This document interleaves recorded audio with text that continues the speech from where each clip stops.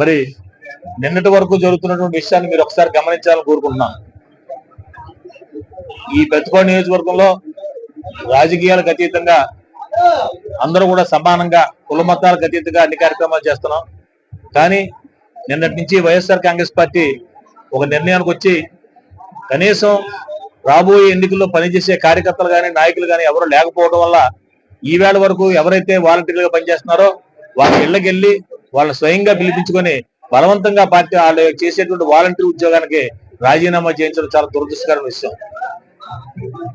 ఈ ఎవరైతే ఏలేశ్వర నగర పంచాయతీలో కానీ ఏలేశ్వర మండలంలో కానీ ఇప్పుడు సుమారు 60 మంది రిజైన్ చేయడం జరిగింది.